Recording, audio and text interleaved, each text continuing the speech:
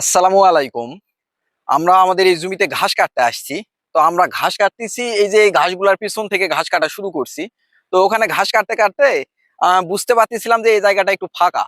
তো ওই যে আমাদের একটা ব্যাপার থাকে যে ঘাস চুরি করার একটা বিষয় থাকে।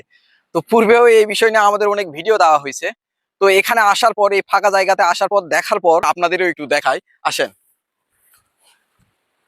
এই যে দেখেন, এখানে মোটামুটি এখানে পাঁচ পাঁচ থেকে সাতটার মতো সোপ কেটে ফেলছে। আর আরেকটা বিষয় আপনাদের দেখাই, সেটা হচ্ছে যে এই যে দেখেন, এই সোপগুলা বেশি বড় নয়, সর্বোচ্চ আমার এই যে বুক পর্যন্ত।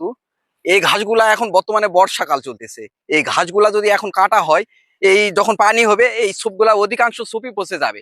ভাই এখন এমনি থেকেই যে ঘাসগুলা আর কি পরিপক্ক ঘাস, ওই ঘাসগুলা কাটার পরেও এমনি থেকে সোপ পচে যাচ্ছে। তার উপরে এরকম কচি কচি ঘাসের যখন ডগাগুলা কাটে নিয়ে যাচ্ছে, তখন বোঝা যাচ্ছে যে মানে একটা পর্যায়ে দেখা যাচ্ছে যে এই সবগুলো আর হচ্ছে না, আমাদের নতুন করে ওখানে লাগাইতে হচ্ছে। এটা একটা মানে কি বলবো, মানুষের ভিতরে যদি মিনিমাম মানুষত্ব বোধ থাকে তাহলে এই কাজটা করতে পারতো না। আপনাদের আর একটা কথা বলি, সেটা হচ্ছে যে আমাদের আশেপাশে যারা মানে আমরা যখন ঘাস কাটতে আসি, আমাদের সাথে অনেকেই আসে যে ভাই আমাকে একটু ঘাস দেন। অনেকেই বলে ভাই, সত্যি কথা বলতে কি, অনেস্টলি বলতেছি, এই পর্যন্ত মনে হয় না যে কাউকে ব্যাগ দেওয়া হয়েছে, ঘাস আমাদের কাছ থেকে চাইছে আমরা দেইনি, এমনটা খুব কম হয়েছে। আর একটা কথা বলি, এখন এই যে বর্তমানে এখন এই ঘাস চুরির ব্যাপারটা একটু বেড়ে গিয়েছে, এর পিছনে কারণ যথেষ্ট পরিমাণে আছে। সেটা হচ্ছে যে বর্তমানে ওই যে খড়ের একটা বিষয় থাকে, ইরি মৌসুমের ধান কাটাকাটি অনেক দিন আগে শেষ হয়ে গেছে। আর যে খড়গুলা যারা মজুত করে রাখছিল, ওই খড়গুলাও শেষ হয়ে গেছে।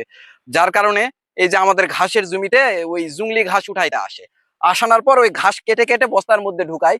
এই যে দেখেন, আপনাদের আরেকটু দেখাই, এই পাশে আরেকটু আছে। এই যে দেখেন, এখানে এই যে দুইটা সুপ কাটছে, এই যে দুইটা সুপ কাটছে। এই যে এই ঘাসগুলা দেখতেছেন না, এই ঘাসগুলা হচ্ছে কি মানে ওরা কাঁচি দিয়ে কেটে কেটে বস্তার মধ্যে ঢুকায়। তো ঢোকানোর পর যখন দেখে যে ওরা অল্প সময়ে বস্তা ভরাইতে হবে, সেক্ষেত্রে তখন এই ঘাসগুলা কেটে বস্তার মধ্যে ঢুকে নেয়।